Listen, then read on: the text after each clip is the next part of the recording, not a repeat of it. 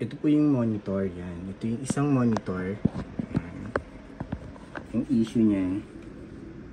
Saan yun? Yan, ito. Yan, meron siyang yan.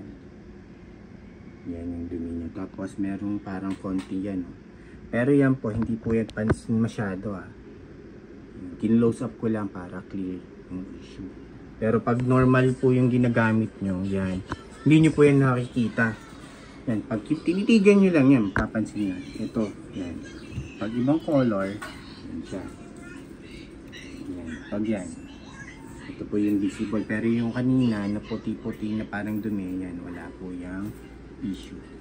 Hindi na po yan nakikita. So, pag maselan po kayo, hindi po pwede sa inyo to. Okay? Ang medyo pansin ng konti, ito. Nasaan yan? Yan. Yan, itong yan.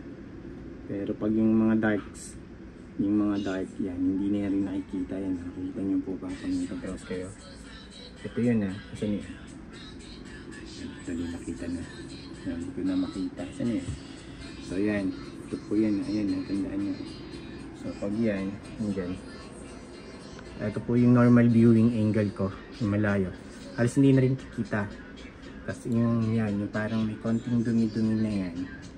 Ewan ko lang dahil kung makita nyo pa yung personal. Unless titigan nyo ng titigan. Baka yun, mapansin nyo. Pero pag ginagamit nyo normal browsing, internet, yan, hindi siya napapansin. Katulad yan, hanapin ko ulit yung issue. Yan, ito po yung isang monitor. Yan, okay. Upload ko na lang ito sa YouTube channel namin. Yan. Yun lang po. Thank you.